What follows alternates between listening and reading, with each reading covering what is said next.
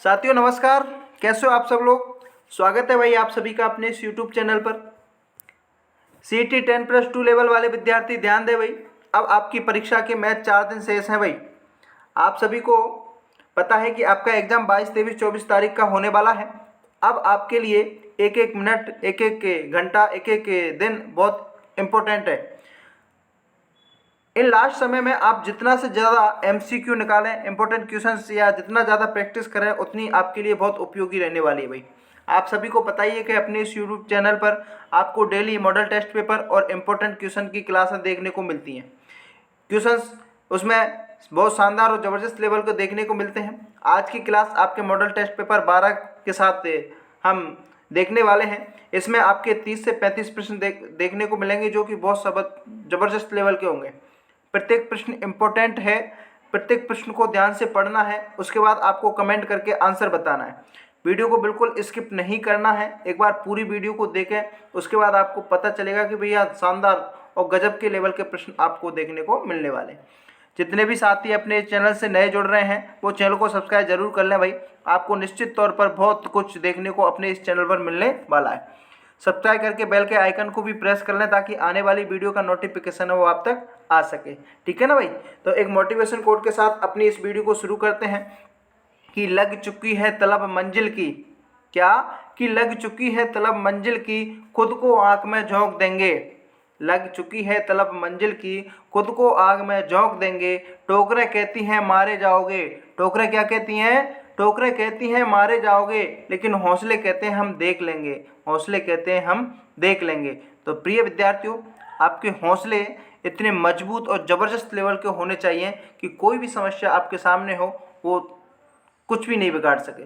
तो आज की क्लास में संपूर्ण पाठ्यक्रम पर आधारित प्रश्न आपको देखने को मिलेंगे। राजस्थान जीके, इंडिया जीके, विज्ञान, कंप्यूटर, हिंदी, सभी से प्रश्न देखने को मिलेंगे। हूबहू छपने वाले प्रश्न हैं भाई। चलिए अब शुरू करते हैं आज की क्लास का पहला प्रश्न। चलिए प्रश्न को ध्यान से पढ़ना है भाई। मैं प्रत्येक क्लास में आप सभी को बोलता हूँ कि प्रत्येक प्रश्न को आपको ध्यान से पढ़ना है। जब तक प्रश्न समझ में नहीं आएगा तब तक अपन उसके आंसर तक नहीं पहुँच पाएंगे। चलिए देखिए भाई, प्रश्न पढ़िए। राजस्थान में कितने विश्व धरोहर स्थल हैं बताओ भाई। 4 ऑप्शन आपके सामने हैं। स्थल 4 स्थल, 6 स्थल, 9 स्थल और 3 स्थल। इस चीज़ का सभी को पता होना चाहिए। इस प्रश्न को आप इम्पोर्टेंट लगा लिए, बहुत ज़बरदस्त प्रश्न है भाई। तो आप सभी को पता होना चाहिए कि अपने जो राजस्थान है ना उसमें 9 विश्व धरोहर स्थल हैं भाई। कितने स्थल हैं? 9। इसमें से आपके 6 तो किले हैं। क्या है भाई? 6 किले हैं। एक आपका अभ्यारण्य है और एक आपका जंतर मंतर है और एक आपका जयपुर जिला है। अब अपन देख लेते हैं एक एक करके इनको, ठीक है ना। 6 किले कौन कौन से हैं? तो सबसे पहले तो आपका आता है आमेर का किला। कौन सा आता है भाई? आमेर का किला। ध्यान रखना भाई, इसमें से आपके एग्जामिनर इस प्रकार भी प्रश्न पूछ सकता है कि निम्न में से कौन सा है जो विश्व धरोहर में शामिल नहीं है। तो 4 ऑप्शन में से 3 तो आपके विश्व धरोहर वाले दे देगा और एक बिना विश्व धरोहर का। तो अगर आपको ये याद होगा तो अपन इस क्वेश्चन का राइट आंसर सही कर सकते हैं। आमेर के बाद आपके एक आता है गागरोन। गागरोन के बाद आएगा आपका कुंभलगढ़। ध्यान रखना ये चीज़ें आपको अपने चैनल पर मिलेंगी। इतना एक्स्ट्रा चीज़ें बहुत कुछ सीखने को मिलता है। कुंभलगढ़ के बाद जैसलमेर और जैसलमेर के बाद रणथंभौर और रणथंभौर के बाद चित्तौड़गढ़। यानी कि 6 तो आपके क्या आ जाते हैं, इसमें किले आ जाते हैं। उसके बाद एक आपका अभ्यारण्य आता है जिसको घना पक्षी अभ्यारण्य के नाम से जाना जाता है। घना पक्षी अभ्यारण्य कौन सा भाई? घना पक्षी अभ्यारण्य। कहाँ पर है ये आपके भरतपुर में पड़ता है। कहाँ पड़ता है भाई? भरतपुर में। ध्यान रखना है। एक आता है आपका जंतर मंतर। जंतर मंतर ये भी आपके कहाँ? जयपुर में देखने को मिलती है। और एक आपका जयपुर सिटी को भी इसमें शामिल कर लिया गया है। तो देख लीजिए 6 और 3 कितने हो गए? 9। तो इस क्वेश्चन का राइट आंसर क्या होगा भाई? 9 हो जाएगा। 9 कौन से ऑप्शन में? से में। तो इस क्वेश्चन का राइट आंसर क्या होगा? से। जितने भी साथी कमेंट कर रहे हैं वो एक सभी सही हैं। एक बार क्लास को शेयर कर दीजिए अपने दोस्तों को, जितने भी साथी जुड़े हुए हैं, और अच्छी लग रही है तो लाइक ज़रूर कर दिए। देखिए भाई, आपके एक प्रश्न से कितने प्रश्न यहाँ कंप्लीट हो रहे हैं। तो एक तो लाइक तो बनता है, तो एक बार लाइक कर दीजिए, शेयर कर दीजिए। जितने साथी नए जुड़े हैं वो चैनल को सब्सक्राइब कर लीजिए और बेल के आइकन को प्रेस कर लीजिए ताकि जैसे ही वीडियो आए उसका नोटिफिकेशन है वो आप तक आ सके। साथियों वीडियो का समय आपके एक तो सुबह मिलती है और एक आपको शाम को मिलती है। आप सभी को पता है कि अब जो विद्यालय समय परिवर्तन हो गया है, 10 से 4 का तो विद्यालय रहता है, तो 10 से 4 हमारा विद्यालय में समय रहता है। तो एक तो वीडियो आपके विद्यालय से बाद में मिलेगी 5 या 6 बजे, और एक आपकी 7 या 8 बजे के समथिंग सुबह मिल जाती है। तो इस चीज़ का आपको विशेष ध्यान रखना है, ताकि चैनल को सब्सक्राइब करें और बेल आइकन को दबाएं ताकि नोटिफिकेशन वो आप तक आ सके। चलिए प्रश्न को दूसरा पढ़िए। संत मीराबाई का जन्म स्थल कुड़की में वर्तमान में कहाँ है? कुड़की। तो जो कुड़की है वो वर्तमान में आपके ब्यावर जिले में देखने को मिलेगी। कहाँ मिलेगी भाई? ब्यावर जिले में। तो डी इस क्वेश्चन का क्या हो जाएगा? राइट आंसर हो जाएगा। जितने साथी डे कमेंट कर रहे हैं वो यहाँ पर सही हैं, ठीक है ना भाई। चलिए अगला प्रश्न देखिए। अगला प्रश्न देखो भाई, प्रश्न को ध्यान से पढ़ो सभी। दादू पंथ का मुख्य पीठ कहाँ स्थित है? बताओ भाई। पूछा गया प्रश्न है आमेर, नारायणा, मंडौर और करौली। बताओ भाई। तो आपके जो दादू पंथ हैं, उस दादू पंथ की जो मुख्य पीठ है वो आपके नारायणा में देखने को मिलती है। कहाँ मिलती है भाई? नारायणा। ऑप्शन नंबर बी इस क्वेश्चन का क्या हो जाएगा भाई? राइट आंसर हो जाएगा। जहाँ लगता है कि भाई इससे संबंधित और प्रश्न बन सकते हैं, वहाँ मैं आपको व्याख्या करके बता दूंगा। चलिए अगला प्रश्न देखिए। अगले प्रश्न को ध्यान से पढ़ें भाई। ये बहुत प्रश्न जबरदस्त लेवल का है। निम्न में से किसने शासनकाल को, किनके शासनकाल को मेवाड़ की चित्रकला के इतिहास का स्वर्ण युग कहा जाता है? बहुत शानदार प्रश्न है। तो साथियों सबसे पहले तो आपको ये पता होना चाहिए कि जो मेवाड़ की चित्रकला है, उस चित्रकला की उत्पत्ति कब हुई थी? तो ये हुई थी आपकी 1605 को। कब हुई थी? 1605 को।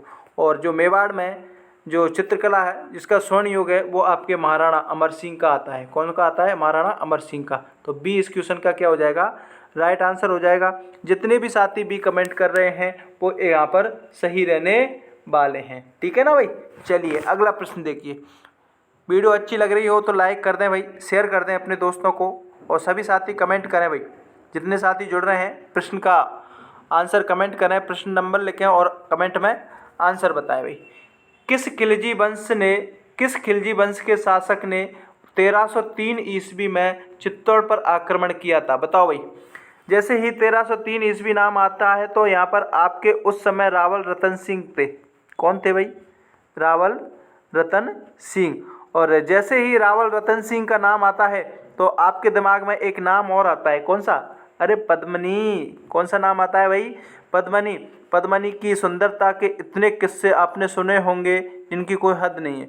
ऐसा कहा जाता है कि जब ये पानी पीती थी तो उसके गले में से पानी दिखता था। अरे भाई इतिहासकार इतने, उसने देख लिया था शायद, तभी तो उन्होंने बोला है कि भाई पानी दिखता है। तो ये आपके कुछ बड़ा चढ़ा के सुंदरता का वर्णन है वो देखने को आपको मिलता है। तो इस क्वेश्चन का राइट आंसर क्या है? तो खिलजी वंश का जो शासक था वो था अलाउद्दीन खिलजी। कौन सा था? अलाउद्दीन खिलजी। इस क्वेश्चन का राइट आंसर क्या हो जाएगा भाई? से हो जाएगा। चलिए अगला प्रश्न देखिए। अगले प्रश्न का राइट आंसर बताना है भाई सभी को। संगीत राज नामक कृति किस राजपूत शासक की रचना है? बताओ भाई। संगीतकार नामक कृति है वो किस राजपूत शासक की है? तो वो आपके महाराणा कुंभा की। किसकी है भाई?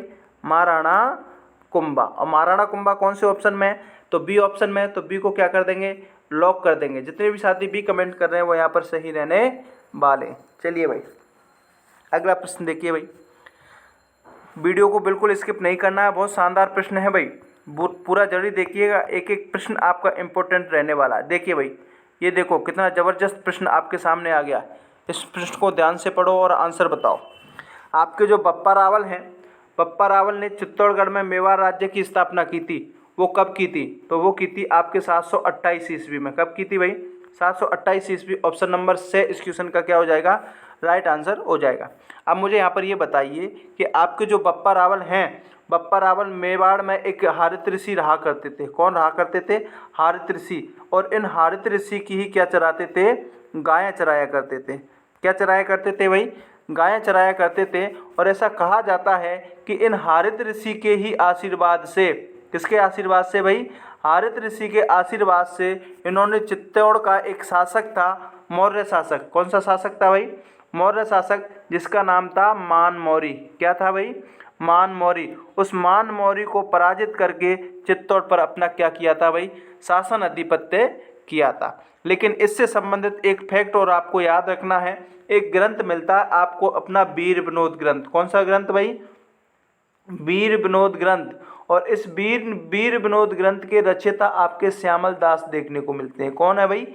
श्यामल दास। और इस श्यामल दास ने कहा है कि भाई जो बप्पा रावल है, इस बप्पा रावल ने मौर्य शासक मान मौर्य को सन 734 ईस्वी में हरा करके शासन स्थापित किया था। तो इससे संबंधित एक डेट आपको अगर मिल जाए 734 ईस्वी, तो वो आप देख लीजिए, ये आपके वीर विनोद ग्रंथ में देखने को मिलने वाली है। फिलहाल इस क्वेश्चन का राइट आंसर 728 ईस्वी से होने वाला है। ठीक है ना भाई? चलिए, इतनी चीज़ें अगर आपको समझ में आ गई, इतनी चीज़ें अगर आपने ध्यान में रख ली, तो ये बहुत काफ़ी है। ठीक है ना? चलिए अगला प्रश्न देखिए भाई। अगला प्रश्न बताइए। अगला प्रश्न है कि राजस्थान में स्थापत्य कला का जन्मदाता किसे कहा जाता है? बताओ भाई, इंपॉर्टेंट लगा लो इस क्वेश्चन को, एज इट इज छपने वाला प्रश्न है भाई। राजस्थान में स्थापत्य कला का जन्मदाता किसको कहा जाता है? राणा कुंभा, राणा सांगा, राणा हम्बीर, महाराज करण सिंह। तो ये आपके आते हैं राणा कुंभा। ऑप्शन नंबर ए इस क्वेश्चन का क्या हो जाएगा भाई? राइट आंसर हो जाएगा। राणा कुंभा को राजस्थानी वास्तुकला का जनक माना जाता है। चलिए अगला प्रश्न बताइए भाई। अगला प्रश्न को ध्यान से पढ़ें सभी साथी, उसके बाद उसका राइट आंसर कमेंट करके बताएं।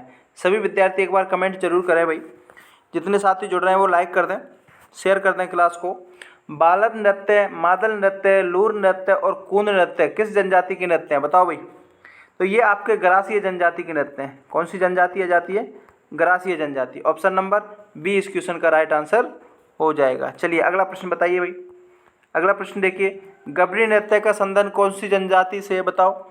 गबरी नृत्य है, और अपना जो गबरी नृत्य है वो कौन सी जनजाति से संबंधित रखता है? तो आपका जो गबरी नृत्य है वो आपके भील जनजाति से संबंधित रखता है। कौन सी जनजाति है भाई? भील जनजाति। पूछा गया प्रश्न है, इंपॉर्टेंट लगा लीजिए। भील जनजाति बी ऑप्शन में है, तो बी इस क्वेश्चन का क्या हो जाएगा? राइट आंसर हो जाएगा। अरे कौन सा होगा रे? बी। तो बी को क्या कर देंगे? लॉक कर देंगे। ठीक है ना? चलिए अगला प्रश्न बताइए। अगला प्रश्न देखिए। प्रश्न क्या कह रहा है कि 1857 ईस्वी के प्रथम स्वतंत्रता संग्राम में अंग्रेजों के विरुद्ध झांसी की रानी लक्ष्मीबाई और तात्या टोपे को अपनी सेनाओं के वेतन और रसद हेतु अपने धन किसने उपलब्ध करवाया था? बहुत शानदार प्रश्न है। इस प्रश्न को आप इम्पोर्टेंट लगा लो, जितना स्टार लगाओ वो कम है। जबरदस्त लेवल का प्रश्न है भाई, शानदार प्रश्न है, परीक्षा में आने वाला प्रश्न है। बताओ ऐसा कौन सा है जिसने 1857 क्रांति में रानी लक्ष्मीबाई और तात्या टोपे को अपने जो वेतन है और रसद बैग अपना धन है वो पूरा दे दिया था? बताओ। तो वो थे आपके अमरचंद बांटिया, सेठ अमरचंद बांटिया, यानी कि से इस क्वेश्चन का क्या हो जाएगा? राइट आंसर हो जाएगा। अमरचंद बांटिया का जो संबंध है वो सबसे पहले बीकानेर रियासत से मिलता है। कौन सी रियासत से मिलता है? बीकानेर रियासत से। लेकिन ऐसा कहा जाता है कि बीकानेर रियासत से ये ग्वालियर चले जाते हैं। कहाँ चले जाते हैं? ग्वालियर। ध्यान रखना भाई, बहुत शानदार बात है बता रहा हूँ मैं आपको। जो अमरचंद बांटिया है सबसे पहले बीकानेर रियासत से थे, लेकिन ये वहाँ से भागकर ग्वालियर चले जाते हैं। कहाँ चले जाते हैं?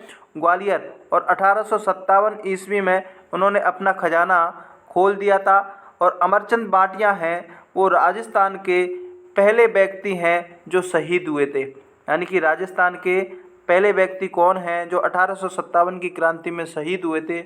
वो थे आपके अमरचंद बांटिया। और इनको राजस्थान का मंगल पांडे कहा जाता है। ये विशेष रूप से ध्यान रखने वाली बात है कि राजस्थान का मंगल पांडे किसे कहा जाता है? तो ये कहा जाता है सेठ अमरचंद बांटिया को। ठीक है ना भाई? चलिए, अब इतनी चीज़ें अच्छी लगी हो तो लाइक कर दीजिए। ठीक है, चलिए अगला प्रश्न देखिए। अगला प्रश्न देखिए, मोतीलाल तेजावत का जन्म है वो कहाँ हुआ था? बताओ। 12वें प्रश्न का राइट आंसर बताना है। ये हुआ था आपके कोलियारी में। ऑप्शन नंबर ए इस क्वेश्चन का क्या हो जाएगा भाई? राइट आंसर हो जाएगा। चलिए अगला प्रश्न बताइए भाई।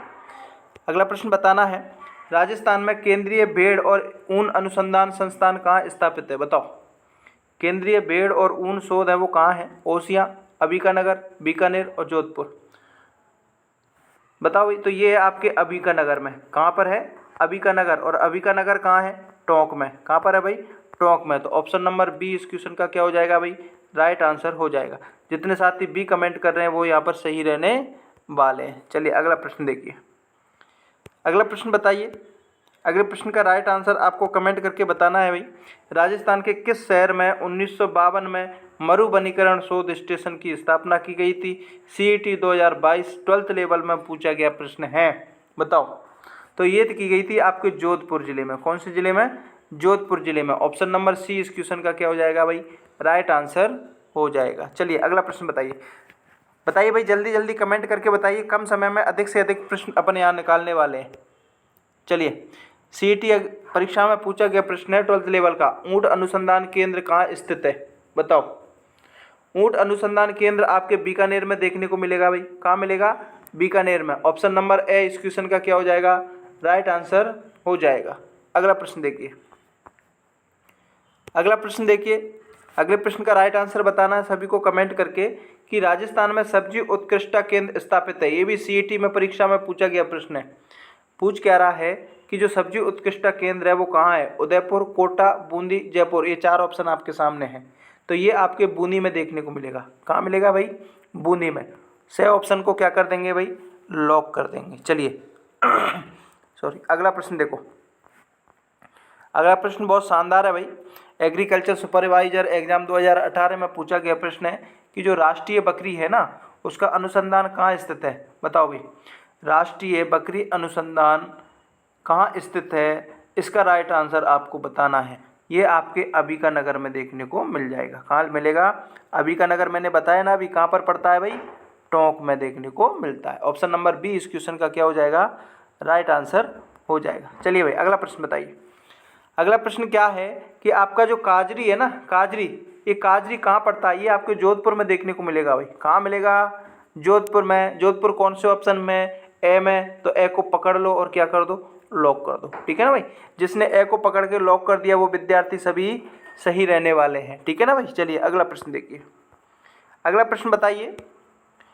अगला प्रश्न है कि गंगा और यमुना नदी का संगम निम्न में से किस स्थान पर है? इंडिया जीके से प्रश्न पूछा गया हाईकोर्ट LDC में। प्रयागराज, इलाहाबाद, देवप्रयाग, बनारस और ये गंगा सागर। तो देखिए आपका जो एक स्थान पड़ता है यूपी में एक स्थान पड़ता है प्रयागराज। कौन सा? प्रयागराज। और ये प्रयागराज को इलाहाबाद भी बोलते हैं। तो यह प्रयागराज या इलाहाबाद में गंगा और यमुना नदी का एक संगम होता है। क्या होता है? संगम होता है।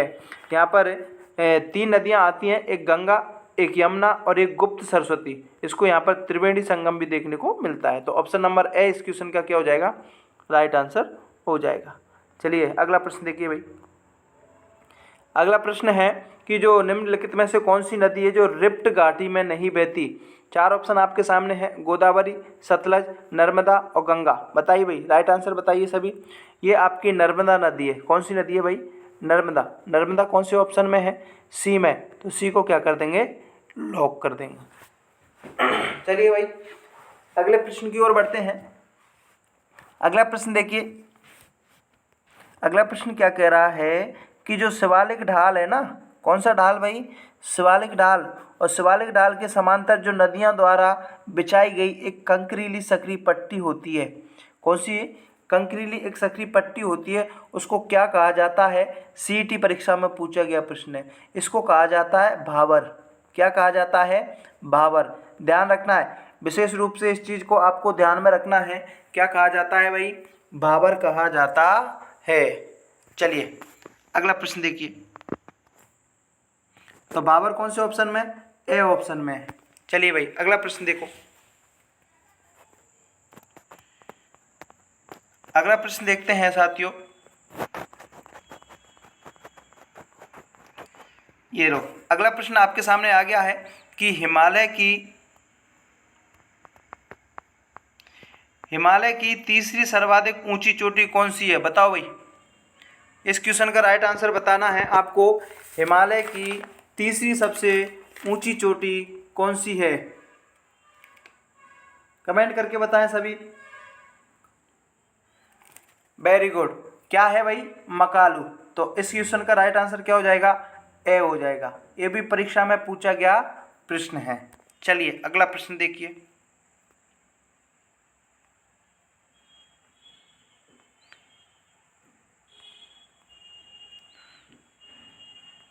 अगला प्रश्न देखिए भाई,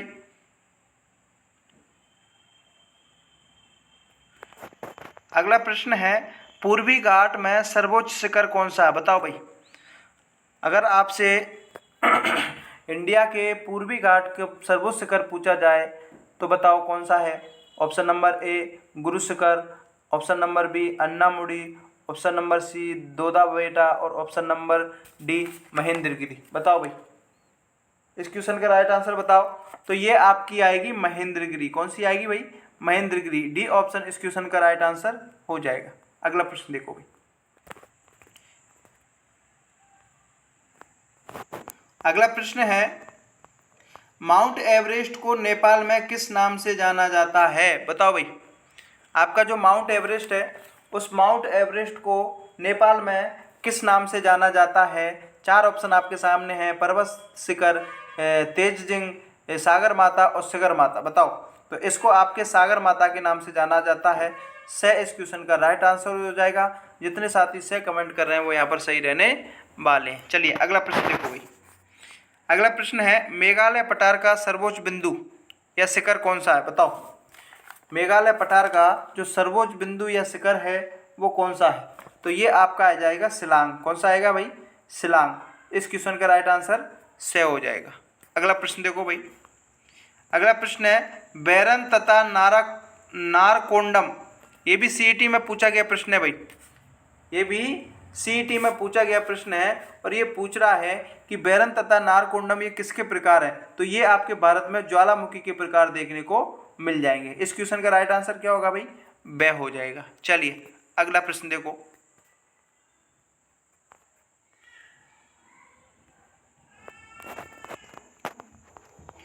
अगला प्रश्न है, अब अगला प्रश्न आपके हिंदी से संबंधित देखने को मिलने वाला है। ये है कि जस दूल्हा तस बनी बारात लोकोक्ति का क्या अर्थ है? यानी कि जैसा दूल्हा वैसी बारात है, इस लोकोक्ति का अर्थ आपको बताना है। तो इस लोकोक्ति का अर्थ आपको देखने को मिलता है कि सभी साथी एक जैसे हैं, यानी कि जो सभी हैं वो एक जैसे हैं, ऐसा इस लोकोक्ति का अर्थ आपको देखने को मिल जाता है। तो इस क्वेश्चन का राइट आंसर क्या होगा भाई?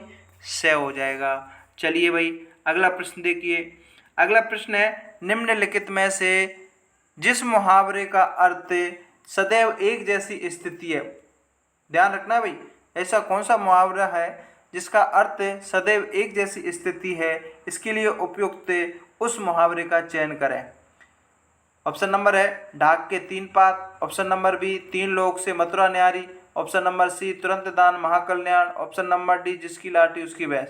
तो देखिए जब एक जैसी स्थिति आ जाए तो उसको अपन बोलते हैं ढाक के तीन पात। क्या बोलते हैं? ढाक के तीन पात। तो ऑप्शन नंबर ए इस क्वेश्चन का क्या हो जाएगा? राइट आंसर हो जाएगा। अगला प्रश्न देखिए भाई, अगला प्रश्न है एक एक शब्द का संधि विच्छेद होगा। बताओ एक शब्द का क्या संधि विच्छेद होगा? बताओ। तो इसका होता है 1+1 और 1+1 से मिलकर के एक बनता है। अब बताओ 1+1 कौन से में? तो बी में है। तो इस क्वेश्चन का क्या हो जाएगा? बी राइट आंसर हो जाएगा। अगला प्रश्न देखो भाई, अगला प्रश्न बहुत शानदार लेवल का प्रश्न है भाई, कमेंट करके बताना है इस प्रश्न का राइट आंसर सभी को। सीईटी में पूछा गया प्रश्न है ऋग्वेद शब्द का संधि विच्छेद होगा। आप सभी को पता है कि ऋग्वेद का संधि विच्छेद क्या होगा भाई? ऋक प्लस वेद। क्या होगा? ऋक प्लस वेद। इस ऋक प्लस वेद से मिलकर के ऋग्वेद बनता है। ऑप्शन नंबर बी इस क्वेश्चन का क्या हो जाएगा? राइट आंसर हो जाएगा।